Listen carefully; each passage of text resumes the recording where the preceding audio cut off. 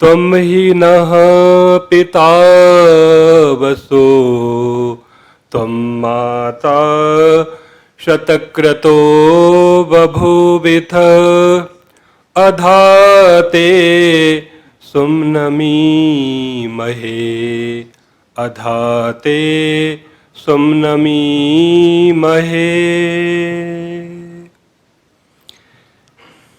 श्रद्धेय स्वामी जी महाराज, उपस्थित विद्वजन, शिवरार्थी महानुभाव, वंदनीय मातृशक्ति, आज हम पूज्य स्वामी सत्यपति महाराज जो कि स्मृति शेष हो गए हैं, उनके विषय में अपनी अपनी श्रद्धांजलियां व्यक्त करने की इच्छा करते हैं। ये परमात्मा की सृष्टि है और परमात्मा सृष्टि को इसलिए बनाते हैं कि जीवात्माएं मुझको प्राप्त करें और अपना जीवन सफल बना लेवें। पूज्य स्वामी सत्यपति महाराज मेरे मन में जब गांव घर में रहता था, 1988 से पहले की बात है, मुझे बाल्यकाल से यज्ञ के प्रति बहुत श्रद्धा हो, यज्ञ करता था मैं और भगवान से प्रार्थना करता था परमात्मा अच्छा गुरु मिले, ऐसे मन में भाव आते थे। माता पिता धार्मिक थे, आर्य समाज का संस्कार था। बस कहीं सुना स्वामी सत्यपति कोई व्यक्ति हैं, गुजरात में रहते हैं और योगाभ्यास सिखाते हैं, कोई परिचय नहीं, केवल नाम सुना उनका और नाम सुन करके संपर्क बना, गुजरात पहुंच गए। 1988 में प्रथम बार उनसे हमारा मिलना हुआ। वो कैसी भाषा बोलते, कैसा व्यवहार करते, हमें कुछ समझ में नहीं आता पहले पहले। और मुझको बोलते आप बहुत भागती भाषा बोलते हो, योग के अनुकूल नहीं है, धैर्य से ठहर ठहर करके अक्षर साफ साफ सुनना चाहिए, आप 3-4 बार बोल देते हैं, समझ में नहीं आता है, सुधार उसको। तो उन्होंने बहुत अधिक इस प्रकार का जो प्रशिक्षण होता था व्यवहार काल में विद्यार्थियों के लिए, वो कहते थे जो व्यक्ति अपने से संबद्ध जड़ चेतन पदार्थों से उपकार लेना नहीं जानता है, वो व्यक्ति संसार में असफल है, सफल नहीं है। जड़ में हमारा शरीर आ गया, इंद्रिया मन बुद्धि, चेतन में हमारे जो निकट के लोग होते हैं, माता पिता परिवार के लोग हैं, गुरुजन हैं, और परमात्मा चेतन।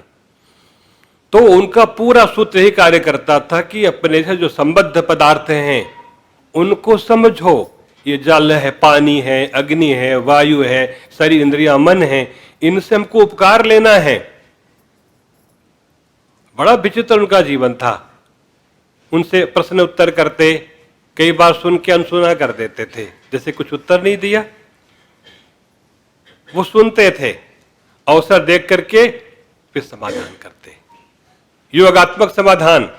कई ऐसे प्रश्न होते हैं जिनका समाधान बहुत विचार के करना है, प्रश्न सुन लिया, कोई उत्तर नहीं दिया, और जब कभी समय से बैठ करके फिर समाधान करते। तो उनके जीवन में भक्ति, आराधना, ईश्वर विश्वास, ऋषियों के प्रति अगाढ़ श्रद्धा बहुत अधिक देखी गई।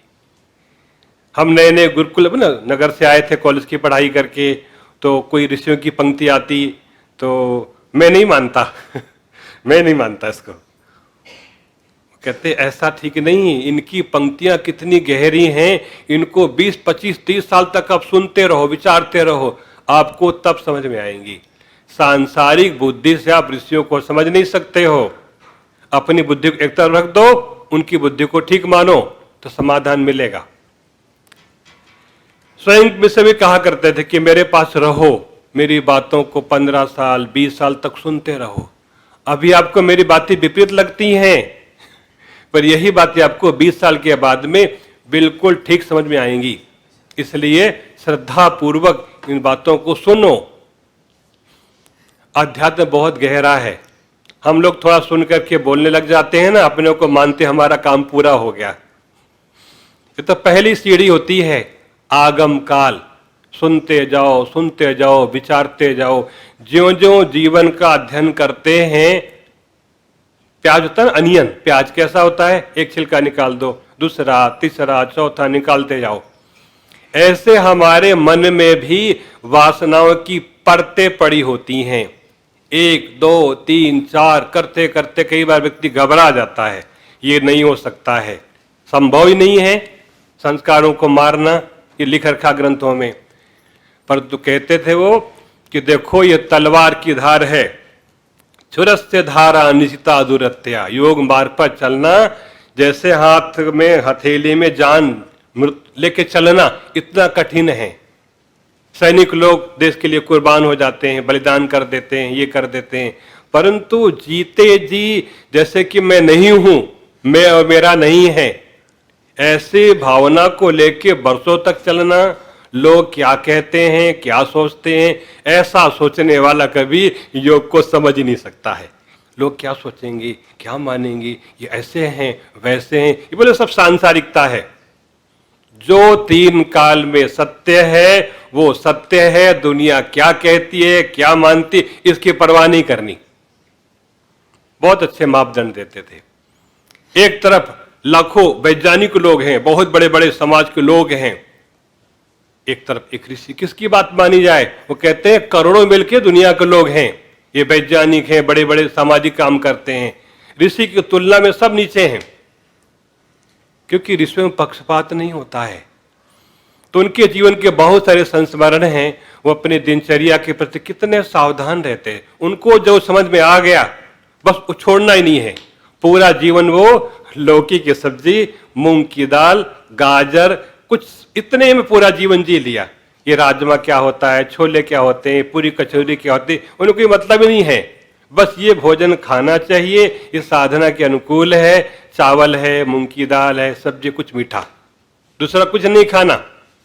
जो कपड़े धारण कर ले सीधे साधे चमक दमक, ये सांसारिकता है, सीधे साधे कपड़े पहनो। शिविर क्यों बोलते थे माता में, शिविर में आओ तो श्वेत वस्त्र है, पीत वस्त्र है, सादगी से रहना, क्योंकि योग मार्ग को समझने के लिए ये चमक दमक, बाहर का प्रदर्शन दिखावा, ये कहते हैं बिल्कुल विपरीत है।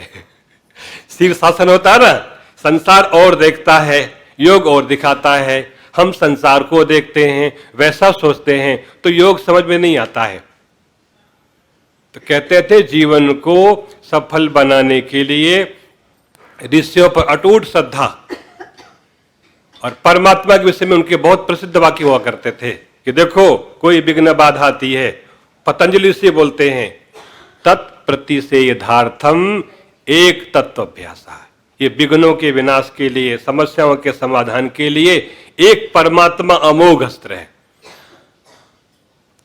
उनका अपना जीवन, घटनाएं कैसे घटती हैं, मारकाट की घटना थी, जो देश का विभाजन हो रहा था, 47 की घटनाएं हैं। मुस्लिम परिवार से थे, बहुत लोग मारे काटे जा रहे थे, तो कुछ लोगों ने कहा गांव के सीधे सीधे लोग हैं, उनको हिंदू बना लिया। उनका नाम पहले मुंशी नाम था, मुंशी, फिर बाद में गुरुकुल में तो ब्रह्मचारी मनुदेव बन गए, और जीवन को महान बनाते बनाते फिर स्वामी सत्यपति परिवर्जक बन गए। जहां तक मैं जानता हूं, जितना अधिक स्वामी सत्यपति जी के बारे में श्रद्धेय स्वामी जी जानते हैं, साथ रहे हैं, अध्ययन भी किया है, मीमांसा साथ पढ़ा, बहुत कुछ, और आप कहा भी करते हैं कि जितना मैंने स्वामी सत्यपति के जीवन से सीखा है, सारे शास्त्र अपने पढ़े हैं, अंग उपांग मीमांसा, बहुत सारा अध्ययन किया। आप ऐसा मानते कहते हैं कि जितना मैंने स्वामी सत्यपति जी के जीवन से व्यवहार सीखा है उतना शास्त्रों से नहीं। ये जीवन की महानता है। और मैं भी कहता हूं 1988 से लेकर के 2020 में उनको दिसंबर में मिला था और 21 में उनका शरीर पूरा हो गया। तब तक उनके जीवन में बस एक ही बात, जब भी जाओ कहां से आए हो, स्वास्थ्य कैसा है, पूछ करके, समाधि लगती है, ध्यान सिद्ध हो गया, यही प्रश्न, दूसरा प्रश्न नहीं। मैं प्रचार करने मॉरिशस गया, वहां आ गया, ये कुछ नहीं होता है, ये सब सांसारिकता है। ये प्रचार करना, ये करना है, कोई बड़ा काम नहीं है। सबसे बड़ा काम यह है कि समाधि लगा करके अपनी आत्मा परमात्मा का प्रत्यक्ष करना। इसके किए बिना संसार में काम करोगे, अब बिगड़ जाओगे, सफल नहीं होगे, समाज को सुधार नहीं सकते हैं। तो जीवन के सूत्र हुआ करते थे कि संसार का सुधार करना उपदेश से नहीं होने वाला है। हम कितने उपदेश हम स्वयं नहीं सुधर पा रहे होते हैं। कहते थे जो वेदों में लिखा हुआ आदर्श रूप लिखा हुआ ऋषियों का, वैसा अपने करके जीवन से दुनिया को दिखाना कि देखो ये ऋषियों की मान्यताएं हैं और वेद की मान्यताएं हैं, इनको मैंने जीवन करके देखा है, जी करके देखा है, परिणाम ये होता है, आपको भी ऐसा होगा। ऐसे जब तक हम नहीं इन विद्याओं को साक्षात्कार करके लोगों को बताएंगे, आप कितने प्रवचन करते रहो, कोई सुधार बड़ा नहीं होने वाला है, बल्कि बिगाड़ होता है। बिगाड़ क्या होता है? मिथ्याभिमान हो जाता, हमको बहुत आ गया, हमको बहुत आ गया। तपस्या नहीं, त्याग नहीं, संयम नहीं। रसना का संयम सबसे बड़ा संयम है। जिसने इसको नहीं जीता ना, वो किसी भी क्षेत्र में सफल नहीं हो सकता है। वाक वाक वो बोलते हैं स्वामी जी महाराज कि देखो रसना का संयम और वाणी का संयम। संध्या बोलते हैं ना ओम वाक वाक, उसमें पूरा योग छिपा हुआ है। वो बोलते हमने बरसों तक नमक खाया नहीं, मिर्च मसाला कुछ मतलब ही नहीं है, वही उबली दाल सब्जी खाते थे और बहुत अच्छा लगता था। अब जब कुछ वात का प्रभाव हुआ तो कुछ नमक आदि का प्रयोग करते थे। सुख के लिए नहीं खाना है, शरीर की रक्षा के लिए खाना है। पता नहीं चलता कि शरीर की रक्षा के स्वाद के लिए खा रहे हैं। तो बहुत सारा प्रशिक्षण देते थे व्यवहार में, और उनके पास हम जो भी लोग रहते थे तो सदा ही बोलते रहते थे, जब भी उनके पास जाओ आपका ईश्वर प्रसन्न बना हुआ है? कहते नहीं बना हुआ है। तो उनके पास जाना तो तैयारी करके जाना है, वो कुछ पूछेंगे। तो वाणी का संयम की विषय बोलो, सत्य बोलो, मधुर बोलो, हितकारी बोलो, सार्थक बोलो, और वही खाना है जो आयुर्वेद के अनुकूल है, स्वास्थ्य के अनुकूल है, प्रकृति अनुकूल है। जितना स्वाद से खाएंगे, रसना मांगती है, फिर कान भी अच्छा मांगेगा, फिर आग भी देखना चाहेगी। ऐसे गीता फैल जाती है। जिसने रसना इंद्रिय को थोड़ा भी ढिलाई दे दी है ना, उसकी 10 इंद्रियां अपना काम मांगती है, खुराक मांगती हैं। फिर व्यक्ति मन से पतित होता है, तन से पतित होता है, विचारों से पतित होता है, खाने पीने की बात करेगा, खाने पीने की चर्चा करेगा। सब क्या है? एक इंद्रिय की विकृति होने से, उसको तृप्त करने से 10 अपना आहार मांगती हैं।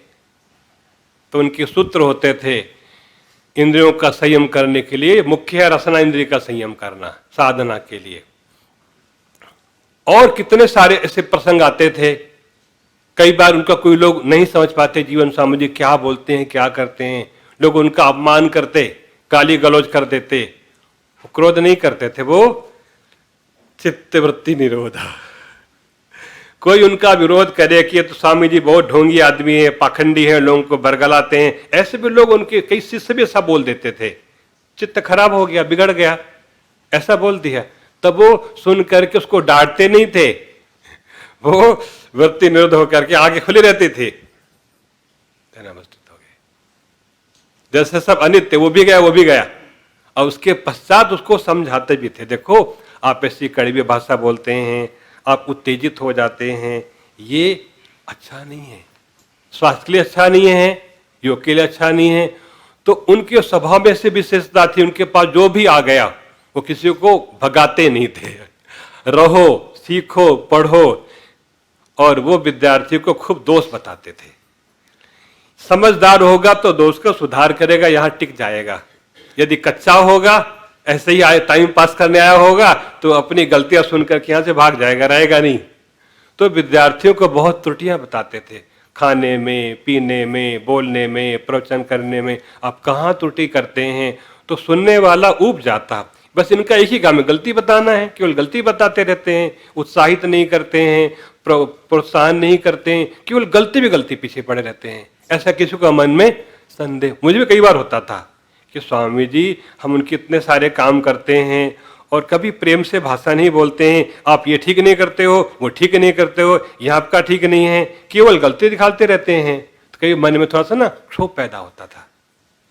परंतु कालांतर में उनकी बातों को सुनते हुए, समझते हुए कि वो हमारा निर्माण कर रहे हैं, हमारी गलतियों को, त्रुटियों को हमसे निकाल रहे हैं, उद्देश्य बहुत महान उनका। तो पूरा जीवन उन्होंने ईश्वर भक्ति करना, कराना, सीखना, सिखाना, दर्शनों को पढ़ना, पढ़ाना। उनके लक्ष्य में चारों थे, ब्रह्मचारी, गृहस्थी, वानप्रस्थी, सन्यासी।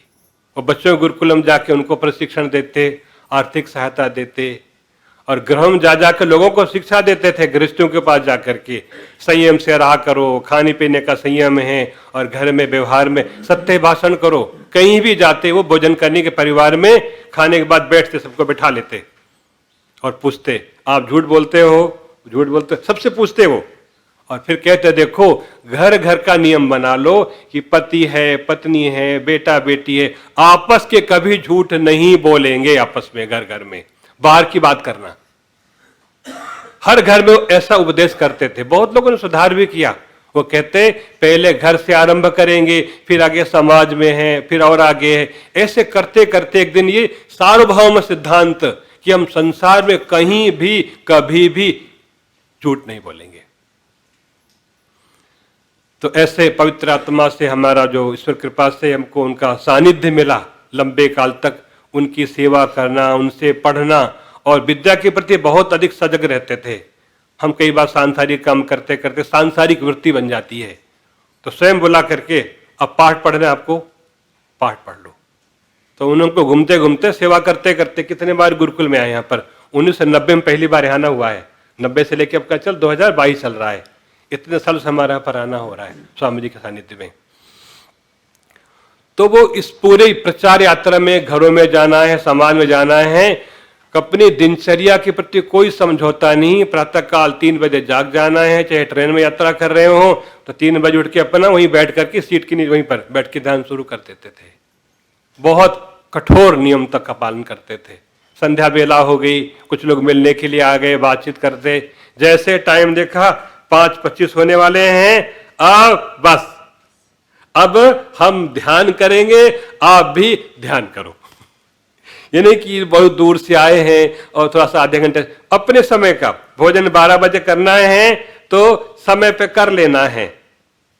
बड़े कठोरता से एक बार परिवार में मुंबई में समाज में गए, आर्य समाज सांताक्रूज में किसी परिवार से भोजन आया, तो पता चला इनके यहाँ जो कारोबार है वो शराब का क्या वाइन वगैरह बेचते हैं। स्वामी जी को मालूम पड़ा, भोजन नहीं किया, भोजन नहीं करेंगे, कुछ फल लेके आते हैं, फल खा लेते हैं। और कहा उनको व्यवस्थापकों को, हमें उन घर से भोजन लाके देना जिन घर में ये नहीं खाया पिया जाता है, या वो संकल्प लें तो हम उनका भोजन करेंगे, नहीं भोजन नहीं करेंगे हम। ऐसे जो नियम को लोग पालन करते हैं उनको लोग कितनी प्रेरणा मिलती है और कितने क्या फर्क पड़ता है। होटलों में खाते हैं, कहीं भी करते हैं। तो पूज्य स्वामी सत्यपति महाराज जी ने अपने पूरे जीवन में खाने पीने का संयम, व्यवहार में, आचरण में इतने सावधान रहते थे और ब्रह्मचारियों को जहां भी जाते अत्यंत सावधान करते थे। उनकी योग्यता बहुत अधिक थी, बहुत अधिक योग्यता थी। इतना ऋषियों पर उनका अटूट विश्वास था। कहते थे कि हम ऋषियों की पंक्ति को बिल्कुल पत्थर की लकीर मानते हैं, कोई नून चने जो लिखा बिल्कुल ऐसा ही मानते हैं। और अपने विषय में भी कहा करते थे, रुग्ण हो गए, शरीर रुग्ण रहा, कई बार कुछ बोल दिया गया, कुछ कहा गया। वो कहते थे देखो मेरा मंतव्य अपना कोई नहीं है, जो मंतव्य दयानंद सरस्वती ऋषियों का है 10 नियम 51 मंतव्य, वही मेरा मंतव्य है। कोई बात ऐसी लिखी गई हो, बोली गई हो, उसको मेरी बात मत मानना। अज्ञानता से, भूल से या रोग के कारण से कोई ऐसी बात बोल दी गई हो जो ऋषियों से विरुद्ध जाती हो, वो मेरी नहीं है, उसको छोड़ देना। इतना विश्वास। तो ये परमात्मा का वरदान कहते हैं, मनुष्य का जन्म मिलना। और उनका प्रिय मंत्र हुआ बोला करते थे, यदग्ने श्याम हम त्वम वा घास्याहम सृष्टे सत्या इहासिसा। हे परमात्मन, जब तू मैं बन जा, मैं तू बन जा। ये प्रेम की भाषा है। मैं तो जैसा बन जाऊं तो मुझ जैसा बन जा। उसकी भाषा बहुत विचित्र भाषा वेद में आई गई है कि मैं परमात्मा के जैसा शुद्ध पवित्र बन जाऊं और मुझ में भगवान से तनिक भी भेद ना रहे, अलग मैं अलग हूं, मैं भगवान में हूं, अहम ब्रह्मास्मि। ऐसा भाव होने पर कहते हैं ईश्वर साक्षात्कार की दशा है। सृष्टे सत्या इहासिसा। यदि जीवात्मा को भगवान मिल जाए तो भगवान का सृष्टि बनाना सफल हो गया। कितनी बड़ी बात है। भगवान ने सृष्टि बनाई, उस सृष्टि काल में, पूरे सृष्टि काल में 10-20 मुक्ति में चले गए तो भगवान का यज्ञ पूरा हो गया। और कितने उनके बहुत अच्छे प्रेरक प्रसंग याद आ रहे हैं। कहीं भी गृहस्थ की चर्चा आती है ना, घर गृहस्थ की बात आती, तो वो बात सुनते ना, कहते हमको ऐसे मन में भय सा लगता है। वो कहते हम भगवान से ये प्रार्थना करते हैं, हे परमात्मा हमको सदा पुत्र ही बनाना, हम किसी के पिता नहीं बने, आप सदा हमारे पिता हो, हम आपके पुत्र हो, हमको गृहस्थी में कभी जाना ना पड़े। तो वैराग्य की अवस्था है, हम जब जब जन्म ले तब तब ब्रह्मचारी बन करके आपको अपना पिता माने, समाधि लगा के मोक्ष में चले जाएं, ये गृहस्थी के चक्कर में हमको कभी ना आना पड़े। ये ऊंचा वैराग्य का भाव है।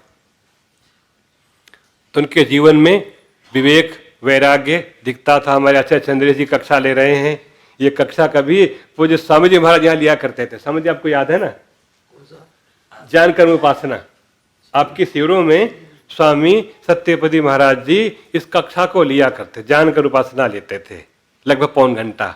उसके बाद श्रद्धेय स्वामी जी फिर थोड़ा तेलुगु में बताया करते थे। और उनकी एक कक्षा मैंने यहाँ सुनी हुई थी वल्लूर गुरुकुल में, कैसे वो प्रशिक्षण देते थे अविद्या सूची वाला, ऐसा तो किसी सुना ही नहीं कि हर व्यक्ति शब्दों से बोलता है और उनका विषय प्रत्यक्ष है। तो वो अनित्य सूची की जब व्याख्या करते थे 4 खंड में, तो अंदर से ना जो होती है ना कि ये व्यक्ति जैसे कोई ऋषि बोल रहा है, ऐसी भाषा, इतना उत्साह, इतना आत्मविश्वास। तो ये होता है कि विद्या को जीवन में समझ लेना फिर बोलना। एक हम भी बोलते रहते हैं, कुछ का कुछ बोलते हैं, कई बार अशुद्ध भी बोल देते हैं।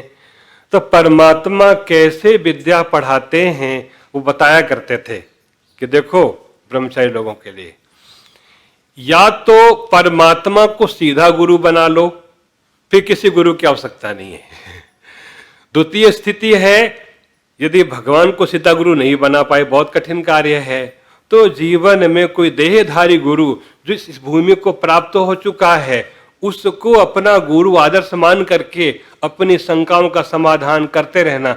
अपने आप से प्रायः व्यक्ति भ्रांति में पड़ जाता है। मेरी समाधि लग गई, बहुत लोग बोलते हैं समाधि लग गई, होती नहीं, बड़ी भ्रांति होती है। तो उनका कहने का भाव होता था कि जब तक संप्रदाय समाधि ना मिल जाए तब तक स्वच्छंद विचरण करना, यहाँ घूमना फिरना हमें कुछ नहीं फर्क पड़ता है। बोले अनिष्ट प्रसंगात, सूत्र क्या था 351 में आया हुआ है, स्थानी उपनिमंत्रणे संग अस्मय अकर्णम पुनः अनिष्ट प्रसंगात। तो कितना जीवन का अनुभव था, कहते कैसे कैसी स्थिति बाधा होती है, कैसे गलत दिखाई पड़ता है, कैसे हमारे विचार बदल जाते हैं, एकदम विचारों का शीर्षासन होता है और पता भी नहीं चलता है। जब बहुत गिर जाते हैं तो अरे हम तो कहाँ पहुंच गए। तो जिसने इस मार्ग को तय किया हुआ है ज्ञान पूर्वक, उसको पता कहाँ लूप होल्स आते हैं, कहाँ गड्ढे हैं, कहाँ क्या है, नहीं दिखाई नहीं पड़ता है। तो ये बड़े सौभाग्य की बात होती है किसी को सीधा भगवान मिल जाए। जैसे स्वामी सत्यपति महाराज जी को घटना विशेष से पूर्व जन्म के संस्कार जागे और उनको सीधा ईश्वर गुरु बना लिया। परमात्मा मेरा गुरु है, बस वही सिखाया उनको। भगवान से शिक्षा लेते लेते कितना आगे बढ़ गए। कहाँ गांव में जन्मे, पशु चराते थे, भाषा नहीं आती थी, और आगे चल गुरुकुल में जाना कितना कठिन कार्य।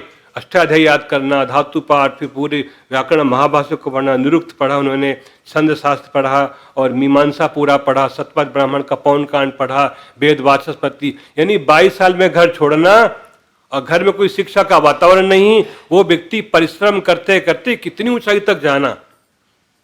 अब सब करते करते ईश्वर को नहीं छोड़ना, पहले अपने आप को ईश्वर की भक्ति में लगा देना, उसके बाद पाठ पढ़ना, आंखें बंद रखना, क्योंकि वो विरक्ति का भाव था। लोग कहते सोता रहता है, जब देखो सोता रहता है।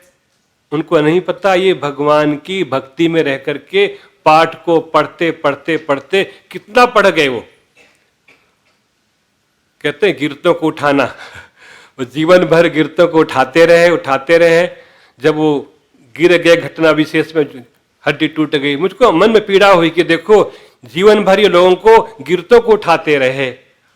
और ऐसे बुढ़ापे की स्थिति थी। जैनेश्वराचार्य जी के बाद उनको शरीर में लकवा, पैरालिसिस हो गया था, एक हिस्सा वैसे उनका निष्क्रिय हो गया था। और फिर आगे वो गिर गए, हड्डी टूटी, सर्जरी की गई, वो शरीर को स्वीकार नहीं हो पाई, औषधियाँ बहुत खानी पड़ी एलोपैथी की, वो शरीर के अनुकूल नहीं रही, फिर वो उठ ना सके।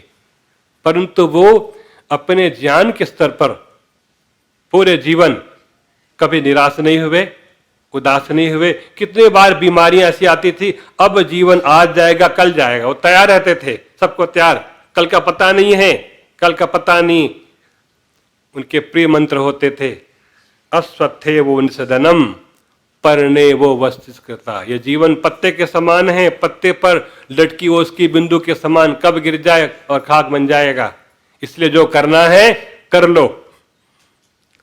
वेदाह में तुम, उनका बहुत प्रिय मंत्र, जीवन बच मंत्र का उन्होंने प्रचार किया। और बुढ़ापे में बहुत सी बातें भूल गई, ये भूल गया, परंतु उनको मंत्र नहीं भूला कभी भी। ओम वेदाह में तम, अंतिम समय तक मंत्र को बोलते रहे वो। अस्वत्थे वो निषदनम परने वो, बहुत उनका प्रिय मंत्र था। त्र्यंबकम यजामहे मंत्र का गायन करते थे, उनके बहुत सारे प्रिय मंत्र थे। और गाते गाते लगता था जैसे व्यक्ति समाधिस्थ हो गए। मेरे को कई बार अनुभव होता, वडूर में आते थे प्रशिक्षण करते करते, ऐसे उनकी वाणी में, चेहरे में इतनी दिव्यता देखने को मिली जैसे ये व्यक्ति कोई और ही है। तो विश्वास होता कि ये इनमें भगवान बोल रहा है, ये नहीं बोल रहे हैं। तो ऐसे करके श्रद्धा का बढ़ना, इतनी विचित्रता उनके व्याख्यान में आ जाती थी। सामान्य व्यवहार कई बार नहीं पता चलता क्या बोलते हैं, डांटते रहते हैं। और जब भक्ति गहराई में जाते थे वो बोलते थे, एक एक शब्द, वो भजन इतने अधिक दिल को छूते थे जैसे कि ये भगवान की आवाज है। परमात्मा सीधे नहीं बोलते हैं, वो योगी के अंतःकरण में भगवान जान देते हैं, वो बोलता है, मशीन शरीर मशीन बन जाता है, ऐसा समाधान।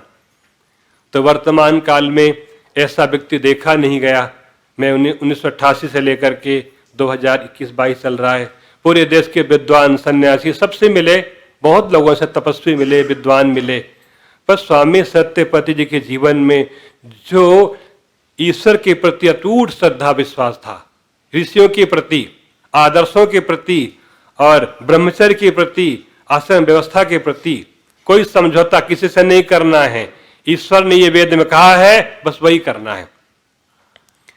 तो जीवन भर आदर्श का पालन करते रहे और प्रेरणा देते रहे। देखो, दो मार्ग हैं, भोग मार्ग और एक योग मार्ग है। भोग मार्ग को ही अवसरवाद कहते हैं। योग मार्ग में जीना मरना कुछ नहीं होता है, जो आदर्श है वही जीवन है, उसी के लिए मरना है। और बड़ी अच्छी प्रेरणा देते थे ये लोग, नाम और रूप के लिए जीते हैं। समझ रहे हो, कठिन भाषा है, नाम और रूप। मेरा नाम आशुतोष है, रूप मतलब शरीर है। ये दुनिया नाम रूप को जीवित रखने के लिए सारी शक्ति लगा देती है। मैं रहूं, मेरा नाम रहे, मेरा फोटो छपता रहे, मेरे वीडियो लोग देखते रहे, नाम रूप है। तो इन दोनों को मिटा करके फिर जाके योग में प्रवेश होता है। प्रमाण दिया करते थे, यथा नद्या संदमाना मुंडकोपनिषद समुद्रे अस्तम गच्छन्ति नाम रूपे विहाय तथा विद्वान नाम रूपाद विमुक्तः परात् परम पुरुषम उपैति दिव्यम। बहुत कठिन, हम समझ नहीं आ रहा पूरा। नाम रूप को मिटाने के बाद भगवान कहते हैं, अब तुम्हारे लिए प्रवेश द्वार खुल गया है। मैं मेरा नहीं है, सारा संसार मैं मेरे के लिए जी रहा है। मैं मेरा, मेरा परिवार, मेरा कुटुंब, मेरी धन संपत्ति, मैं मेरा।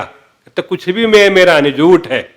सब परमात्मा का है, परमात्मा सब कुछ है, गलत झूठ बोलते हैं। मेरा बेटा, मेरी संपत्ति, मेरा मेरा कहते कहते मर जाते हैं। तो पिछले वर्ष 4 फरवरी 2021 प्रातः का लगभग 7:45 का समय था। वो अपना बिस्तर पर लेटे हुए थे, अपना कुछ प्रार्थना से लेकर के। उसी काल में वो शरीर उनका कब आत्मा निकल जाता है कुछ पता नहीं। किसी को कोई बात करते, सभी जो सूचना मिलती, बस लेटे रहे वो। उसके बाद में स्वामी उठे क्यों नहीं, उठ के स्वाध्याय करते थे नित्य प्रति। वो इस उम्र तक 94 साल की उम्र थी, नित्य प्रातःकाल 4 बजे जागना है, शरीर की मसाज करानी है, ये लेना है, प्रार्थना से लेना है, स्वाध्याय करना, सारे काम करते रहे वो। कई बार तो बड़ा उन पर डॉक्टर भी आए ना, उसको भी आप संध्या ध्यान करते हो नहीं करते हो, बस उनको एक ही बात बैठ गई थी, ईश्वर का ध्यान, भक्ति। ये वो मुझसे कोई बात मत किया करो, व्यवस्था संबंधी यहाँ कोई बात नहीं किया करो, केवल मुझसे ईश्वर की बात करो, समाधि की बात करो, वैराग्य की बात करो, और कोई बात करने मेरे पास मत आया करो। तो कैसे जीवन में भक्ति उतरती है, लेटे बैठे ईश्वर की भक्ति में रहना। वो पूरा श्लोक वहां घटता भी था, सय्या सनस्थो पथि व्रजन्वा स्वस्थ परीक्षीण वितर्क जा। एक प्रकार से इसी जन्म में ईश्वर की प्राप्ति हो सकती है और मैं करवा दूंगा, यहां तक भी बोलते थे।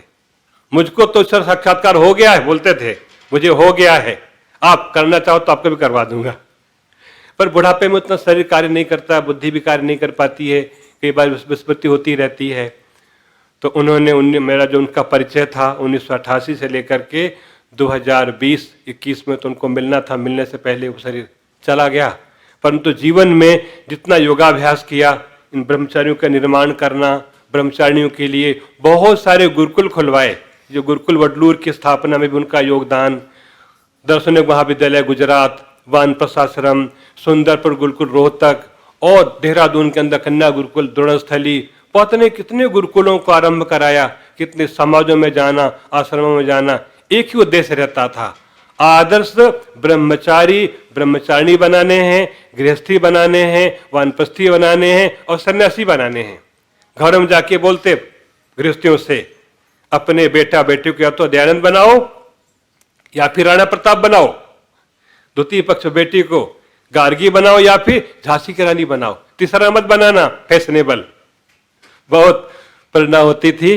तो हम ऐसे दिव्य आत्मा जिनका जीवन आप्तों के जैसा था, जो ऋषियों के अनन्य उपासक, ईश्वर के प्रति अटूट श्रद्धा भावना थी और वैदिक साहित्य वैदिक वांग्मय को पढ़ने पढ़ाने के प्रति बहुत भावना, गुरुकुल परंपरा आज परंपरा निरंतर चलती रहे। उन्हें एक ट्रस्ट बनाया था विश्व कल्याण धर्मार्थ न्यास 1990 में, उसके लिए मुझको यहाँ भेजा था साइन करा के लाने, सारे ट्रस्टियों के पास जाओ सबके साइन करा के लाने, यहाँ जगह जगह जा करके। तो मैं उनके साथ बहुत लंबे काल उनसे विद्या पढ़ी, दर्शन पढ़े, उपनिषद पढ़ा, व्यवहार सीखा, योग सीखा और संसार में काम करना सीखा। और खाने पीने का संयम, ये नहीं खाना ये खाना है, एक बार बोल दो हाँ तो हाँ, नहीं तो ना। ये नहीं कि हाँ कह करके फिर ना कर दी, ना करके हाँ कर दी। जो बोलो विचार करके बोलो, जल्दबाजी मत करो, विचार के बोलो, बोल दिया तो फिर उसको करना है। तो जैसे उनका नाम था स्वामी सत्यपति, वो पूरे जीवन सत्य के लिए आरूढ़ रहे और उन्होंने जो जो काम करने चाहे उनको भगवान ने सफलता दी। सूत्र है सत्य प्रतिष्ठायाम क्रियाफल आश्रयत्वम, उनके जीवन में सत्य प्रतिष्ठित था। उनका दर्शनिक विद्यालय भी चल रहा है, उन्होंने विश्व कल्याण ट्रस्ट में वो भी चल रहा है, उनकी सारी बनाई संस्थाएं सब चल रही हैं। जो जो उन्होंने सोचा, सहयोग दिया, आशीर्वाद दिया, उनके सब कार्यों को भगवान ने पूरा किया। और यही चाहते थे मेरे जीवन काल में बहुत सारे योगी तैयार हो जाएं। ये इसमें सफलता उतनी नहीं मिल पाई क्योंकि ये अन्यों पर निर्भर होता है। हम नहीं करना चाहते हैं, इतना कठिन काम है, मर के जीना ये कोई भी नहीं चाहता है, सब जीना चाहते हैं, वहां जान से मरना पड़ता है। इसलिए योग मार्ग बड़ा कठिन मार्ग है। हम आप लोग शब्दों थोड़ा थोड़ा जानते हैं, थोड़ी कठिनाई में घबरा जाते हैं। वहां तो कहते हैं मृत्यु सामने खड़ी है तो भी आदर्श से इधर उधर नहीं हो सकते हैं। कितना उत्साह! और कहते थे देखो जब व्यक्ति अहिंसा का ठीक प्रकार से पालन करता है तो सबके प्रति इतना भाव हो जाता है, उसको शेरों के झुंड में खड़ा कर दो तो वो भयभीत नहीं होगा। हाँ, रक्षा जरूर करेगा कि मुझको खा ना जाए, पर भय नहीं होगा। वहां भी आत्मा दिखाई पड़ता है। तत्र को मोह कह शोकः एकत्वम अनुपश्यता, ये मंत्र उनका होता था। जब भगवान को जान लिया तो किस बात का मोह, किस बात का शोक, मेरे माता पिता, मेरा कुछ ही नहीं रहता है, सब परमात्मा का है। तो बहुत सी बातें कहनी मैं संक्षेप में करता हुआ, ऐसे दिव्य पुरुष के प्रति जो हमारे माता पिता गुरु तीनों को उन्होंने बहुत अच्छे प्रकार से निभाया। माँ के समान ममता भी, पिता के समान पालना और गुरु बन के शिक्षा देना, ताड़ना भी करना, आशीर्वाद भी देना, विद्या पढ़ाई और संन्यास भी हमको दे दिया उन्होंने। संन्यास लेकर के ये काम करना, कोई संस्था नहीं चलाना, कोई पद नहीं लेना, बहुत मना करते थे। बस यही काम करो, आपको मुख्य कार्य करना है। अब तक करते आए हैं, अब हो सकता है कहीं संस्था को भी थोड़ा सा सहयोग दे सके बड़ा रूप से। अब तक तो बस किसी के लिए कार्य करते रहना। तो उनके प्रति मेरे मन में बहुत श्रद्धांजलि का भाव है। परमात्मा की व्यवस्था, दिव्य आत्मा, उनको भगवान ने कहीं जन्मों से दे दिया होगा और निश्चित रूप से उस जन्म में, एक ही जन्म में अपना पूरा काम कर जाएंगे। उन्होंने पहले भी अपना काम लगभग 90% पूरा कर लिया, जैसा उनका हम जीवन देखते रहे, विद्या जीवन से बहुत बड़ा काम पूरा कर लिया था, थोड़ा सा भाग बचा हुआ था, उसके लिए परमात्मा के सिर और देंगे। और उनका काम, जिसलिए भगवान सृष्टि बनाते हैं, मोक्ष प्राप्त करना कराना, उनका तो जीवन धन्य हुआ। और उनके हम शिष्य लोग हैं, हमारा भी कर्तव्य है आदर्श के लिए जीना मरना। ये नाम धन प्रसिद्धि ये कुछ नहीं होता है, खाना पीना भोग कुछ नहीं होता, बहुत छोटी सी चीज है। हमारा भोग तो परमानंद है, हमारा भोग तो परमानंद समाधि वाला आनंद है, उसके लिए जीने के लिए खाना पीना भी कर लेते हैं। तो इतने कह के विराम देता हूँ। अब मैं क्या नाम लेता हूँ, हमारे आचार्य